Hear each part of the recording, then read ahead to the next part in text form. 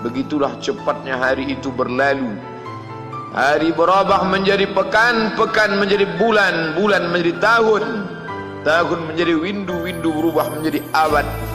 Yang mati hilang, yang dulu hidup kaya, hari ini hanya tinggal kenangan saja. Kemana mereka dulu yang hebat-hebat, bangsawan, para penguasa? Semuanya mati ditelan zaman. Yang tinggal hanya apakah dia orang paling baik, dicatat dengan tinta emas, atau dia orang paling jahat, dihujat, dicaci dan dimaki. Harimau mati meninggalkan belang, gajah mati meninggalkan gading, manusia mati meninggalkan nama, nama yang baik atau nama yang buruk. Wa tilkal ayyamu nudawiluha bainan nas. Demikianlah hari demi hari kami pergantikan di antara manusia. Untuk apa hari ini dirubah Allah Ta'ala? Mengapa hari ini datang silih berganti dan kita ada di dalam zaman itu?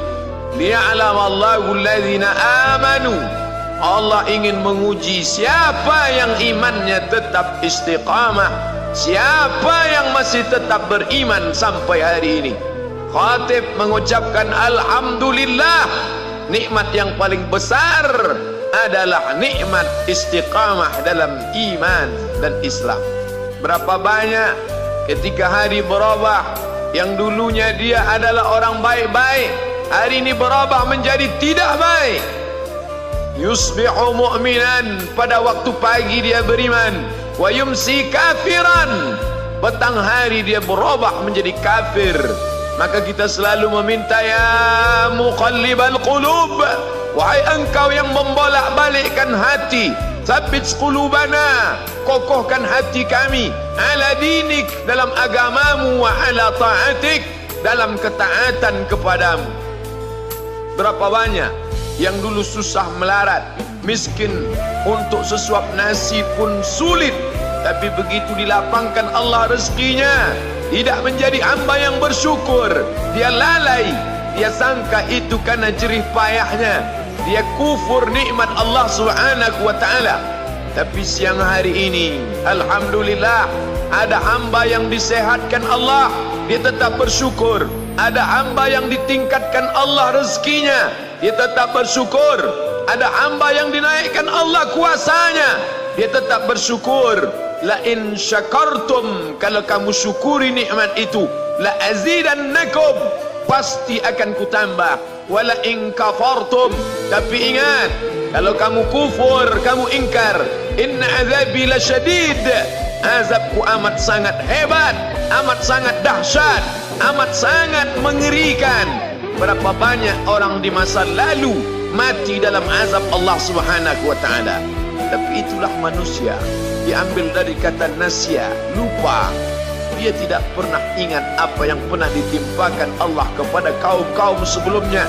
Wa ila samud akhahum salihah, kepada kaum Samud diutus Nabi Saleh. Mana mereka sekarang? Punah, musnah, tidak ada lagi di atas muka bumi Allah. Wa ila Madyana akhahum Syuaiba, kepada kaum Madian diutus Nabi Syuaib. Mana mereka sekarang? Punah, musnah, tidak ada jejaknya di atas muka bumi. Wa ila Adin akhahum Huda, kepada kaum Ad diutus Nabi Hud. Tidak satu pun ada di atas muka bumi. Tapi orang tetap juga angkuh dan sombong.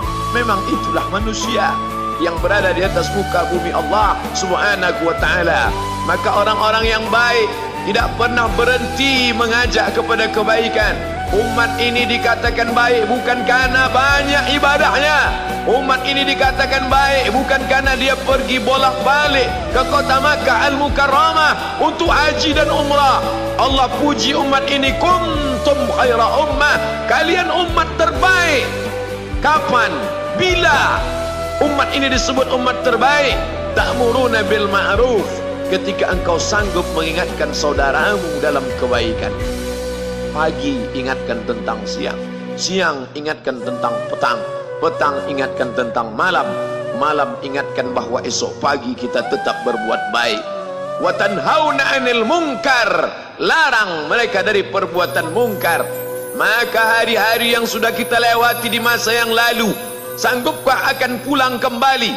Pepatah Arab mengatakan lan tarji'al ayyamul lati madat, yang lalu tak dapat terulang kembali. Apakah semua itu berlalu begitu saja?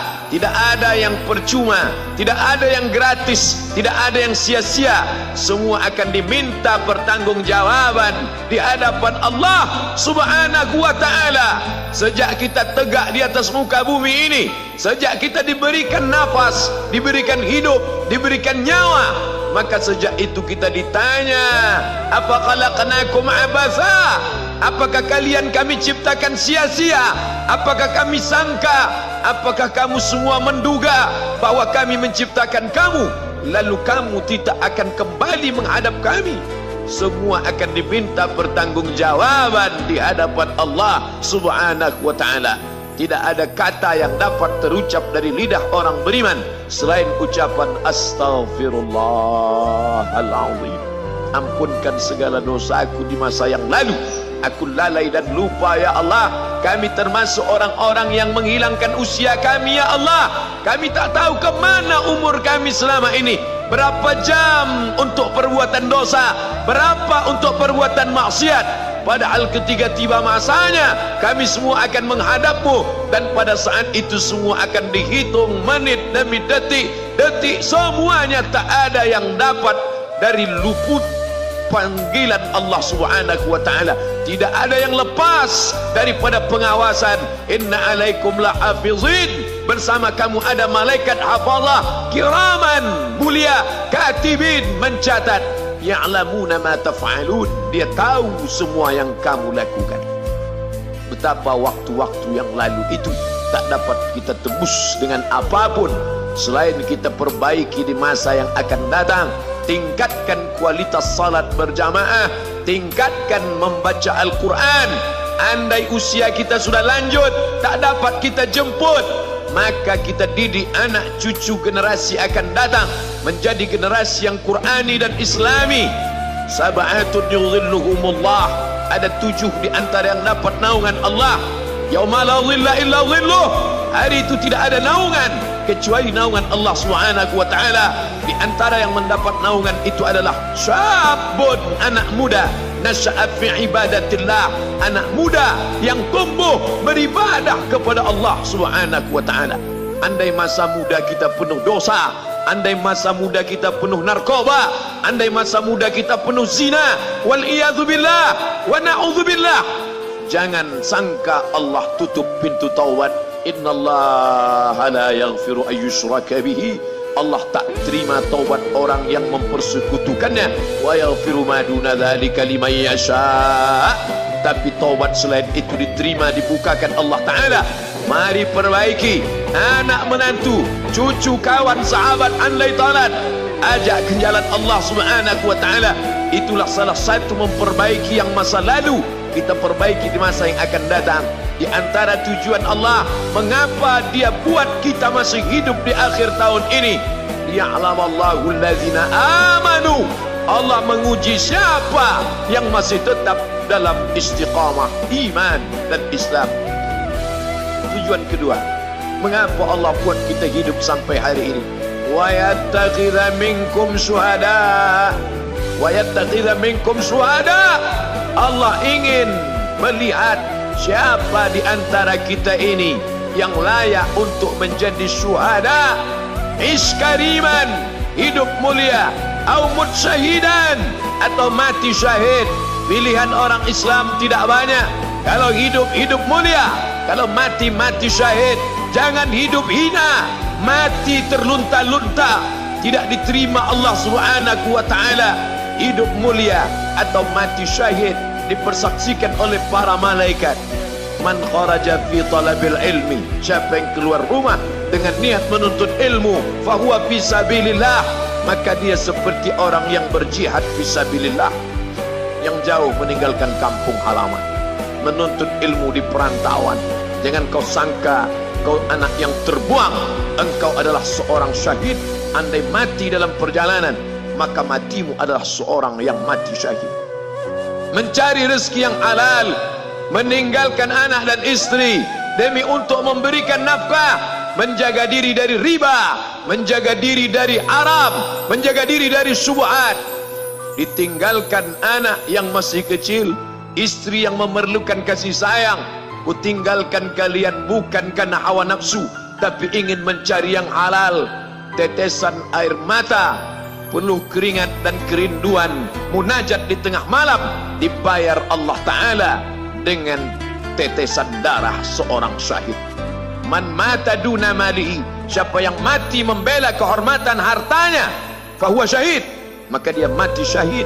Betapa seorang yang susah melarat hanya untuk menjaga diri dari yang haram dan syubhat, Allah muliakan dia. Inna akramakum indallah, yang paling mulia di antara kamu di sisi Allah, atqakum, yang paling takut kepada Allah. Ramai kita di rumah Allah ini, yang paling kaya kah yang paling mulia? Tidak. Yang paling ganteng dan paling hebat kuasanya kah yang paling mulia? Bukan. Yang paling berilmu, buya, kiai, ulama, apakah dia yang paling mulia? Tidak ada jaminan.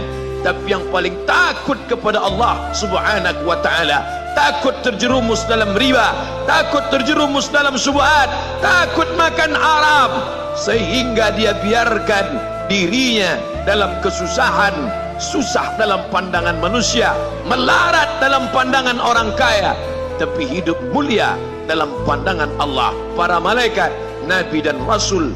Hari ini orang itu dikatakan bodoh, hari ini dia dikatakan goblok, hari ini dia dikatakan kamu tolol sekali.